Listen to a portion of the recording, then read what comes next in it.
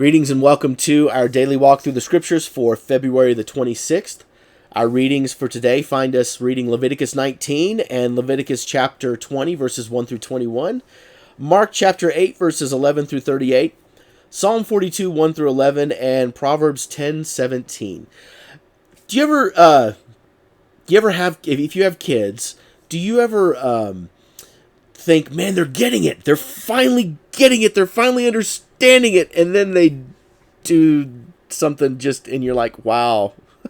It's like you have these moments of triumph, like, yes, they're finally going to get it. And then they do something and you're like, what happened? Where we lost it. It was like vapor. It's poof, it's gone.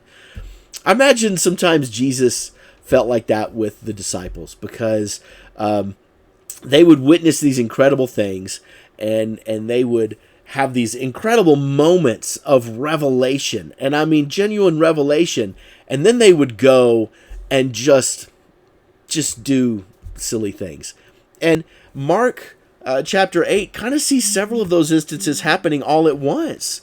We see that they were there witnessing the incredible feeding of another crowd of 4,000 men and their families, and really an incredible feat. And then the Pharisees come and they instantly start asking questions, and Jesus is like, you know what, guys, I got nothing for you. And so then Jesus says, watch out for the yeast of the Pharisees, and the disciples are like, why? What's wrong with their bread? What's wrong with their bread, Jesus? And Jesus is like, oh my Lanta.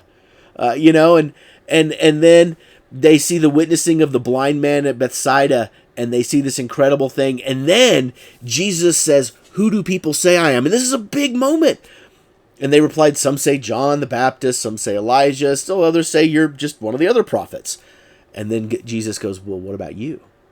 Who do you say that I am? And then Peter goes, you're the Messiah. I mean, that's a huge statement. As a matter of fact, in another gospel, Jesus says that was revealed to you by the Holy Spirit. I mean, this was the Holy Spirit giving these guys great moments and giving them these things. And then Jesus goes on to tell them they have a real intimate moment here. And Jesus begins to reveal a little bit more about what's about to happen. He says, I'm about to be rejected. I'm about to be crucified. I'm about to, after 3 days, rise again. And he spoke plainly, Mark says, about this.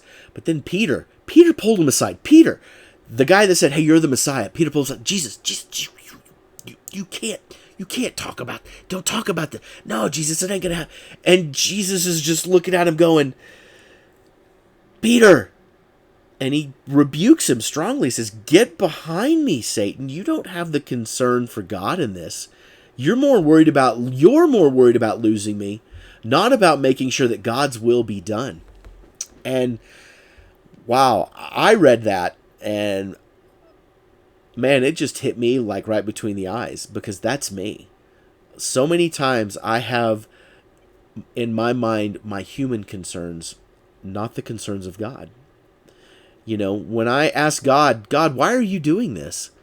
Generally, it's not really God, why are you doing this? What's your will for this, God? It's more of, God, why is this bad thing happening to me? Why is this going on here? And we forget that our goal is to have the mind for the concerns of God. That is our goal. And Jesus goes on to say, what good is it for someone to gain the whole world yet forfeit their soul? For whoever wants to save their life will lose it, but whoever loses their life for me will save it. When we have the concerns for God on our mind, we have no problem denying ourselves and taking up our cross daily. We do it gladly, we do it willingly, we do it joyfully, because we get to have the mind of God. We get to do it mindful of the glory of God. And we struggle, don't we? We have the Holy Spirit. Remember, the disciples at this time didn't have it, yet we still managed to have this Holy Spirit, and yet Jesus continues to give them grace, and he continues to give us grace.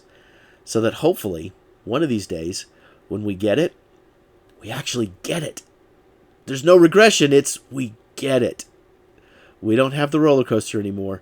We just get it. Okay, that's it for today. Have a blessed one.